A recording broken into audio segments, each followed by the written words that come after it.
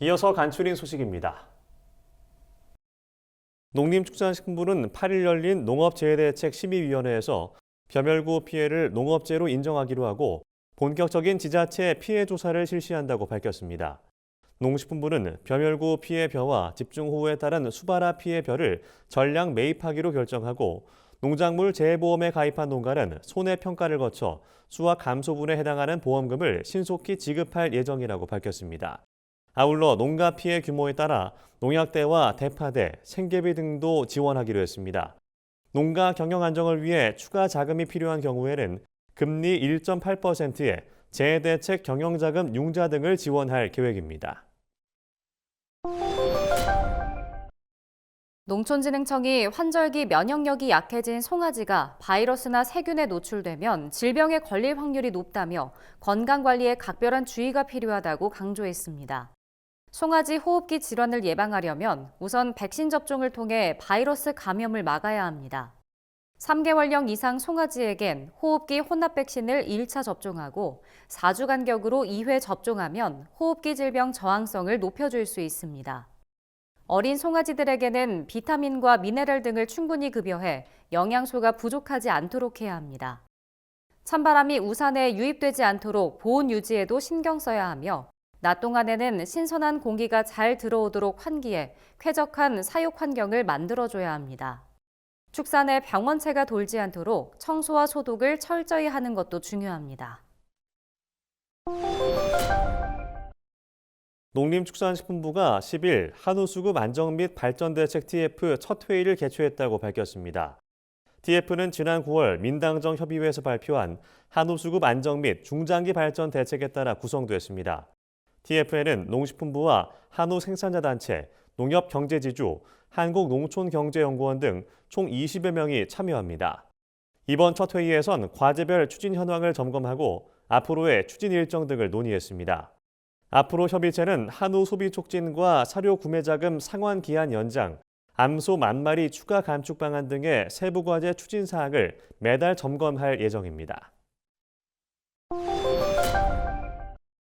한국도로공사가 국내산 농수산물을 사용하는 휴게소에 가산점을 부여하는 방안을 추진합니다. 공사는 최근 서삼석 더불어민주당 의원실에 휴게소 내 국내산 농산물 사용 활성화를 위한 대책을 제출했습니다. 해당 대책엔 국내산 농산물 사용을 확대하는 휴게소에 서비스 평가 가산점을 부여한다는 내용이 포함돼 있습니다. 도로공사는 이 같은 방안의 법적 적합성을 파악하기 위해 관련 연구 용역도 실시하기로 했습니다. 앞서 서 의원은 호두과자와 우동에 사용되는 원료가 100% 수입산이라는 점을 비판하며 휴게소가 국내산 식자재를 더 많이 활용해야 한다고 촉구한 바 있습니다.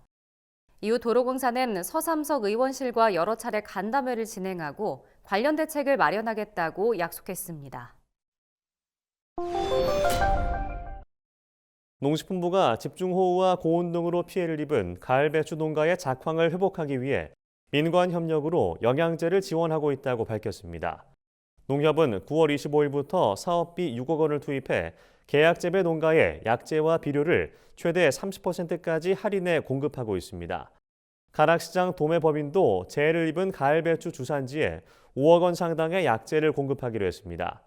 농식품부는 농협과 지방자치단체의 약재 지원 실적 등을 지속적으로 점검하고 생육에 문제가 발생하면 신속하게 대응해 나갈 것이라고 밝혔습니다.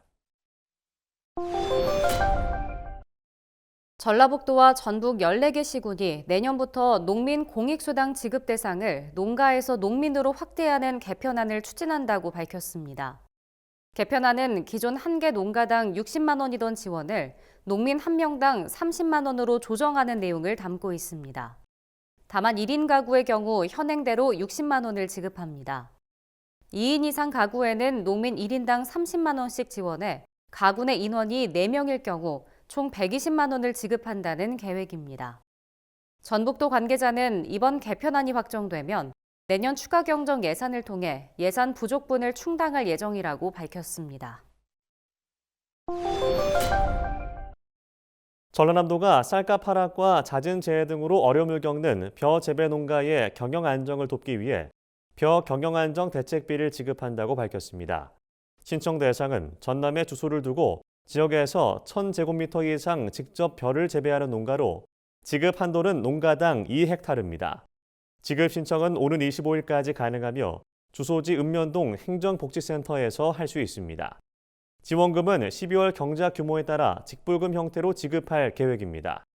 전남도 관계자는 신청 대상 농가는 모두 빠짐없이 읍면동 행정복지센터에 신청해달라고 당부했습니다.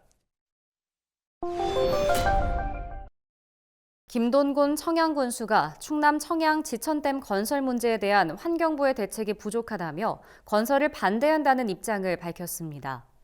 김 군수는 환경부의 대책은 주민 피해 우려를 해소하지 못하고 지역 주민의 상실감을 해소하기엔 부족한 부분이 많다고 말했습니다. 김 군수는 상수원 보호구역 지정, 생태계 파괴 등이 우려되는 상황에서 환경부의 대책이 미흡하다고 강조했습니다. 그러면서 환경부는 범정부 차원의 협의를 통해 보다 구체적이고 실효성 있는 대책을 마련해야 할 것이라며 지역 이익에 반하는 일에 대해서는 충남도와 중앙정부에 강력히 요구할 것이라고 말했습니다.